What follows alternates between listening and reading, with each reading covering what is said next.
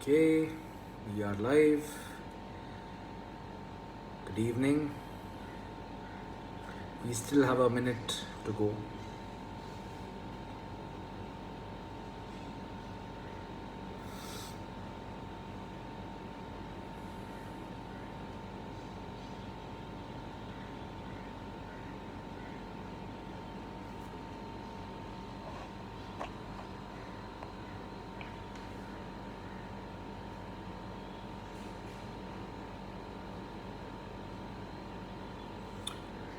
Hello, Hemangi.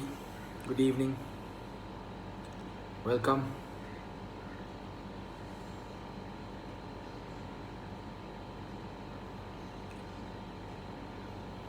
So, Hemangi, would you want to come on? Would you want to join this live program? I can bring you on the camera. Hi, Chenmai.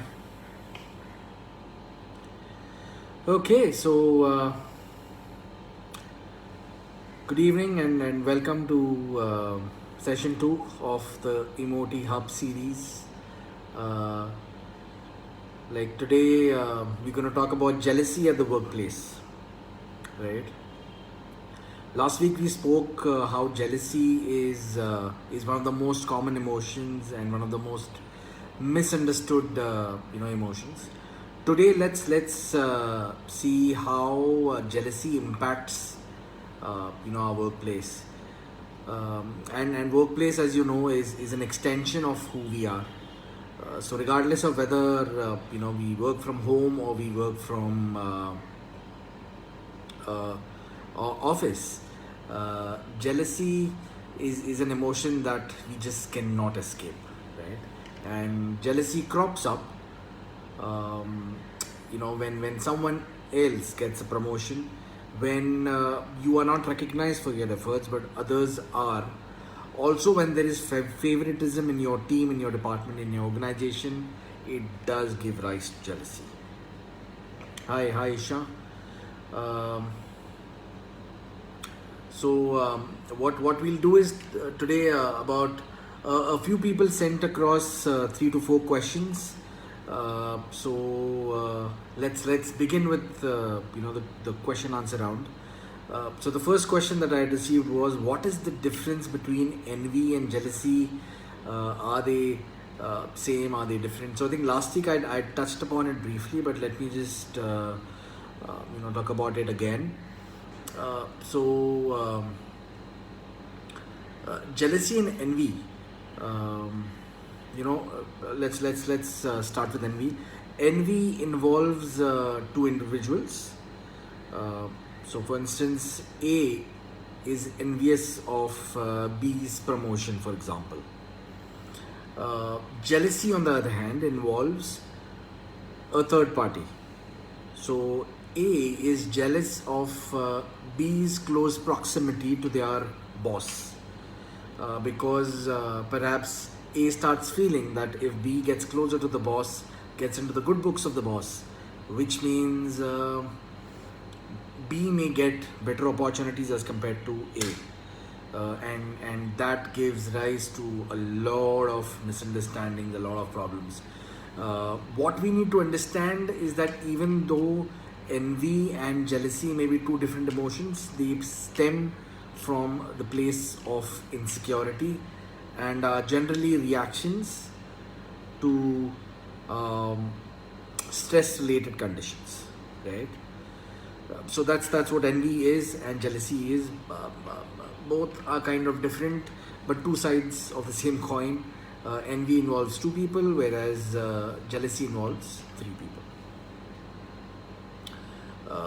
The next question is, who is more prone to jealousy, men or women? Now that's a tough one to crack. Just kidding. Both men and women are prone to jealousy, but the way they experience differs from situation to situation, or it's based on their situation. Uh, you know. But let's try and answer this question as to who is more prone to jealousy. Now, regardless of the gender, all those who have experienced strong feelings of competitiveness since their childhood, which is such as severe sibling rivalry, uh, and a person who has experienced a lot of envy or jealousy outside the workplace is more prone to feeling jealous when dealing with co-workers or supervisors, because right from the childhood the mind has been trained to be competitive, to do your best. We've been told that you do this, if you don't do it, then this is what will happen. Look at your brother, look at your sister, see how good she is, see how good he is, all these things, right? So I think it doesn't matter whether it's a man or a woman. What matters is what was your belief when you were a child, right? Or what was it that was told to you when you were a child? How did you see the people around you uh, reacting or responding to situations with their say peers, colleagues, friends, or family members? Yeah. So now the next question is, how do you spot jealousy at workplace? As I said earlier, workplace is nothing but an extension of of who we are, and it's really easy to spot signs of jealousy, be it at home, be it with your friends, or be it uh, at your workplace. Typically, jealousy, when people jealous, they keep jealousy to themselves. They don't obviously go out and tell people that, okay, I'm feeling jealous. Uh, but it is visible, through their behaviors, and this is how you can spot the signs, whether uh, you know whether there is jealousy. Yes, Paresh, I got your question. I'll definitely answer that. um, let's first try and spot the signs. So you and colleagues have been managing say a particular project or a client together, um, and if you find that your colleague has started pushing you aside or is not keeping you updated of what's happening with respect to that project or client, that is a clear sign of jealousy, and you may want to watch that before it escalates into a dirty game. Uh, the second sign would be that you get promoted, and your peers or friends do not congratulate on your success. They keep blabbering or they keep talking about random stuff, but they do not talk about your success. Then passive aggressive behavior from colleagues, where they ignore you, or they stop responding to your messages, or they ignore your messages. uh, People may pass snide comments, or very um, caustic or dirty comments. Then I think that's when you need to know that that's a sign of envy or jealousy, whatever you may want to call it. uh, then I would also say that being critical of each other and not willing to collaborate uh, is also a sign of jealousy. But again, this is a gray area.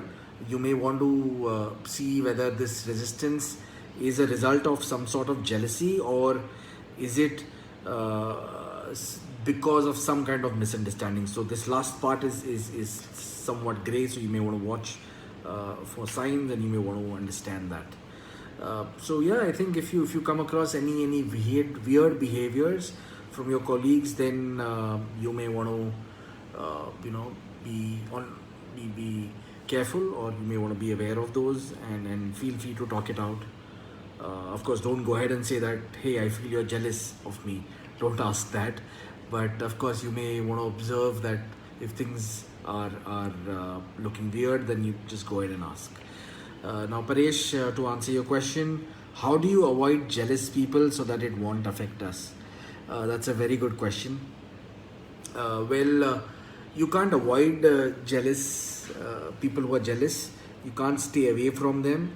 But what you need to understand is, what is it that you could do to change the behavior. In any case, the jealousy is not in your control. It's coming from the other person. So if at all there needs to be any change, it has to come from there, and that is something that you cannot control. So the best is to just be aware of what messages are these people sending you, how are they making you feel, are they trying to put you down, are they trying to belittle you, are they ignoring you, how is it impacting you, how is it affecting you, and if it is really affecting you, then try and understand if that is reminding you of anyone else from your life. And if yes, then the best thing would be to just go ahead and talk to people, saying that is there something seems to be missing out here, something seems to be wrong, you've never been like this, I see some changes, what can I do, what is it that we can do to make things better. And even after that, if you find that people are still impacting you, then the best way would be, of course, not avoiding those people, but understanding the fact that that is something that you cannot change, and the only thing that you can control is the way you respond. So I think that's what you could do. I hope that answered your question, Paresh. Right? Yeah. So, and I think the fourth question that I've received is, what steps can organizations take to control jealousy at the workplace. So as leaders, I would say that you need to observe behaviors of your team members or your team to spot the signs of jealousy, and focus on transforming the overall energy of your team or department or your organization. So this is what you could do. Have open conversations with your team members if you find that the energy or the behavior is somewhat unacceptable. Say, like for instance, if you have if there are two people, or if there are two or three people or candidates for one position, one leadership position, so obviously the ones who didn't make it would obviously feel bad. So just observe their behaviors and make an attempt to strike conversations with them, talk to them, understand their aspirations, tell them this is what you had expected from this role, and this is where they currently are, and as the leader, this is how you could help them. Then I would also say that you could coach people in the moment, especially when you observe a passive aggressive behavior. Have strong rewards and recognition program in your organization. Avoid favoritism. Foster team bonding to improve overall team collaboration. Avoid comparisons between your team members. Encourage people to take responsibility of managing their own emotions, and ensure that as an organization you are focusing on the growth of the individual, and also on creating a culture of trust and recognition. Now, healthy competition is something that I would say is recommended, and you should definitely foster healthy competition. Now, what is healthy competition? Healthy competition is that you set targets, and you tell people that this isn't a cutthroat competition here. You believe and trust their capabilities, and the one who achieves, say, target A, target B, target C gets this. Now, what this will do is, obviously the focus will be on on their respective or individual strengths, but you will slowly encourage them to be a go-getter, to focus not on the target. So as leaders, you need to teach them that the focus should not be on achieving the target. Yes, you heard that right. Focus should not be on achieving the target. Focus should be on believing in your capabilities, I think if you believe or if you have faith in your capabilities, you will be able to, achieve any goal or any target. It's just like, uh, you know, Sachin Tendulkar. So when Sachin Tendulkar would play, his primary focus was not on winning. Obviously, winning was a part of, was obviously a part of his goal, but uh, he. He was mainly focusing on the ball. He focused on every ball. That was his focus. So similarly, your focus should not be on achieving your goals. Your focus should be on your capabilities. And as leaders, that's how you need to encourage people to focus on their capabilities. That's how you will foster a culture of individual growth, trust, and recognition. Thanks, Ruchuta. How do you deal with jealous colleagues? A question that I had taken earlier, but I'll repeat it. Uh, so now, how do you deal with colleagues who are jealous, right? Obviously, you can't go and talk to them or tell them that, hey, I think you're jealous of me. You can't do that. So what you need to do is just observe their behaviors, just see how often they're doing it and how is it impacting you. Again, that is something that you cannot change because that is a behavior that is outside your control. So what needs to be controlled is your reaction or your response to their actions. So you need to see if that person is reminding you of any other person from your personal circle of life, or someone from your childhood, and if yes, then what was that behavior? What is it that is troubling you? And accordingly, probably focus only on managing your own emotions. So when you feel, say for instance, if your colleague has, one of the examples that I shared earlier was one of the colleagues, if you're working on a project with a colleague, then uh, you may probably observe that your colleague has slowly started pushing you aside and stopped giving you updates on what's happening on the project or with the client. That's a clear sign of jealousy. And in that case, of course, the thing that you need to do is be upfront and talk to the person, saying that, hey, what happened? I'm suddenly seeing that I'm not kept in the loop of what's happening. Both of us are working on this together. Is there something that I'm missing out on?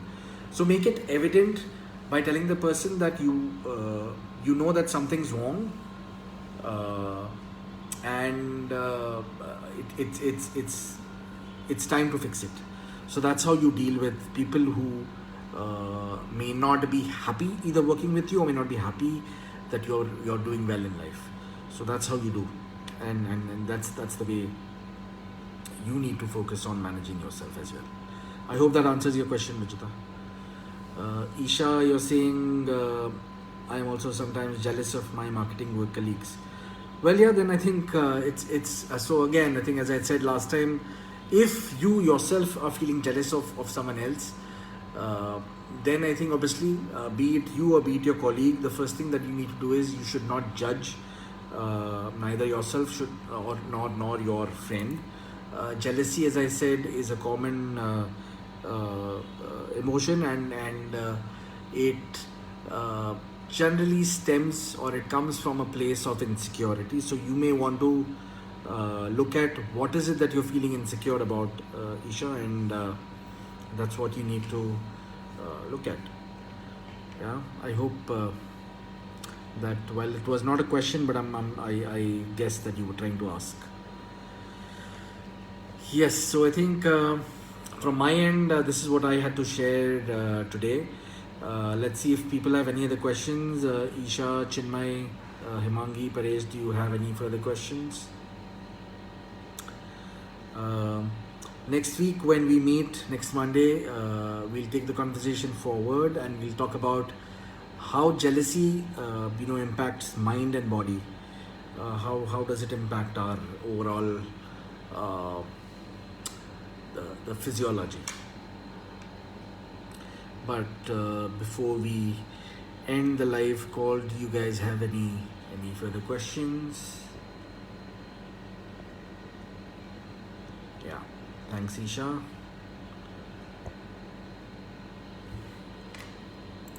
And Paresh, I hope that answered your question as well. Right.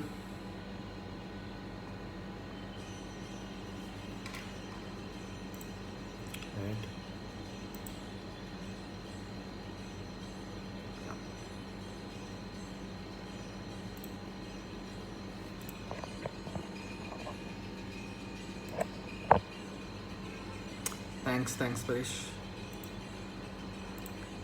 Yes. Others, any questions? Anything that you want to ask? So yeah, I think just to recap, what I had said was jealousy, uh, you know, is an emotion that we just can't escape, regardless of whether we're working from home or office.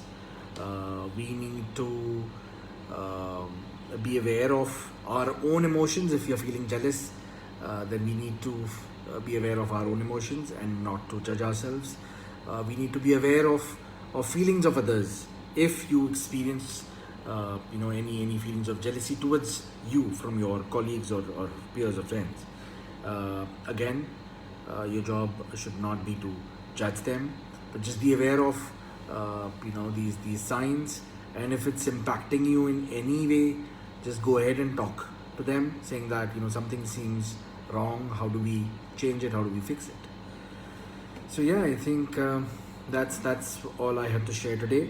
We'll meet again next Monday. We'll take the conversation forward and talk about jealousy and its connection to our mind and body. Thank you very much for watching. Thanks everyone for all the questions that you asked during the live session and questions that came to me before this call. So thank you and hope to see you all again next week at 6 p.m. Thank you very much.